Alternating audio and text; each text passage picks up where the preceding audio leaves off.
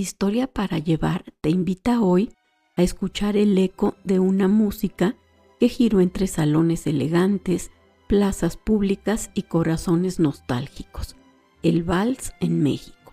Entre la segunda mitad del siglo XIX y las primeras décadas del XX, este género musical no solo acompañó el baile y el ocio, sino que se convirtió en una expresión profunda de aspiraciones sociales, sensibilidad romántica e identidad cultural. El vals llegó a México como parte del intenso intercambio cultural con Europa, mismo que siguió a la independencia. Desde mediados del siglo XIX, las élites mexicanas adoptaron modas europeas como símbolo de civilización y progreso. La música ocupó un lugar central en ese proceso, y el vals, originario del ámbito austrogermano, se difundió rápidamente en poblaciones como la Ciudad de México, Puebla, Guadalajara y Veracruz. Su ritmo ternario y su carácter elegante lo hicieron ideal para los bailes de sociedad, en donde también se aprendían normas de comportamiento, distinción y sociabilidad. Durante el Segundo Imperio, la presencia del vals se reforzó notablemente. La corte de Maximiliano de Habsburgo impulsó la vida musical y el gusto por géneros europeos. Aunque el imperio fue breve, contribuyó a consolidar el vals como una música asociada al refinamiento, al orden y a la vida cortesana. Tras la restauración de la República, lejos de desaparecer, el vals ya estaba profundamente arraigado en la vida cultural mexicana. En la segunda mitad del siglo XIX y sobre todo durante el Porfiriato, el vals vivió su etapa de mayor esplendor. Fue un periodo de modernización urbana, expansión de teatros, academias musicales y bandas civiles y militares. El vals se escuchaba en salones privados, pero también en kioscos de plazas públicas, interpretado por bandas que llevaban la música a un público cada vez más amplio. De esta manera, el género dejó de ser exclusivo de las élites y comenzó a integrarse a la vida cotidiana de sectores medios y populares. Es en este contexto cuando el vals mexicano adquirió un sello propio. Los compositores nacionales comenzaron a adaptarlo, dotándolo de una sensibilidad distinta, más lírica, más íntima, con un tono frecuentemente melancólico. El vals mexicano dejó de ser solo música para bailar y se convirtió en una forma de expresión emocional cercana al romanticismo y a la nostalgia.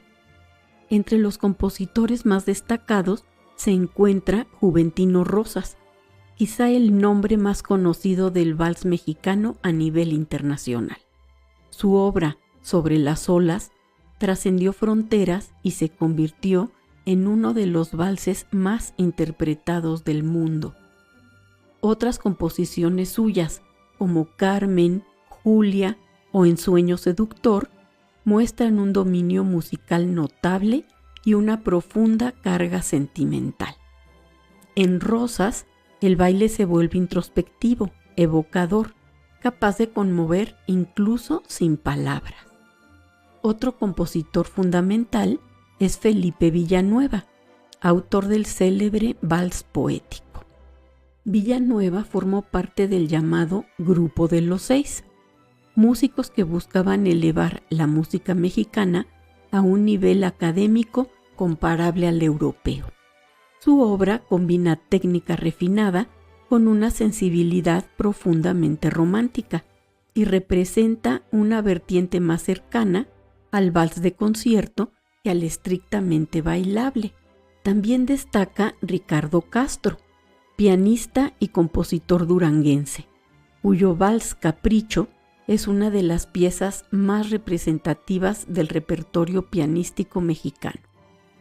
Castro incorporó elementos virtuosos y un lenguaje musical más cercano al romanticismo tardío, mostrando cómo el vals podía funcionar tanto en salones como en escenarios formales. No puede dejar de mencionarse a Enrique Granados, que aunque español, fue muy influyente en México. Pero centrándonos en autores nacionales, encontramos a Melesio Morales, quien, aunque más conocido por su obra operística, también cultivó el vals dentro de su producción instrumental, contribuyendo a su legitimación como género serio. En el ámbito más popular sobresale Macedonio Alcalá, autor del famosísimo vals Dios nunca muere. Esta obra, profundamente arraigada en Oaxaca y en la cultura nacional, muestra cómo el vals adquirió un carácter casi ceremonial y espiritual. Su uso en funerales, homenajes y actos solemnes revela la capacidad del género para expresar duelo, memoria y trascendencia. Asimismo, Zenobio Paniagua, Aniceto Ortega y Ernesto Elordui aportaron valses que circularon ampliamente en partituras y arreglos para piano doméstico, un elemento clave en la difusión del género. El piano, presente en muchos hogares urbanos, fue fundamental para que el vals se integrara a la vida familiar, especialmente entre mujeres jóvenes, para quienes tocar valses formaba parte de su educación musical. Al comenzar el siglo XX, el vals seguía teniendo una presencia importante, aunque el panorama musical empezó a diversificarse. La Revolución Mexicana trajo consigo cambios profundos en las estructuras sociales y en las expresiones culturales. Nuevos géneros, más directamente vinculados a lo popular y a lo nacional, comenzaron a ganar terreno. Sin embargo, el vals no desapareció. Se transformó en una música de evocación, de recuerdo, asociada a un pasado que comenzaba a verse con nostalgia. Durante estas décadas, el vals se integró a serenatas, celebraciones familiares y repertorios regionales. Se convirtió en música para escuchar más que para bailar y en vehículo de emociones profundas. En muchos sentidos, funcionó como un puente entre el México decimonónico y el México postrevolucionario, manteniendo viva una sensibilidad romántica en medio de un país en transformación. Y así, entre giros suaves y melodías cargadas de emoción, el vals dejó una huella profunda en la historia cultural de México. Desde los salones decimonónicos hasta las plazas públicas, desde el refinamiento porfiriano hasta la nostalgia de las primeras décadas del siglo XX, este género acompañó los cambios de un país que buscaba su lugar entre la tradición y la modernidad. Más que una música para bailar, el vals fue una forma de sentir y de recordar. Un lenguaje sonoro que habló de amor, de pérdida, de aspiraciones y también de memoria colectiva.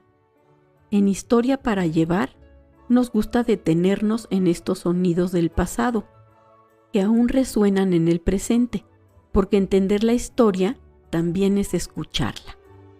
El vals mexicano nos recuerda que la música es un archivo vivo, capaz de contarnos quiénes fuimos y de acompañarnos todavía hoy en nuestros propios recorridos por el tiempo.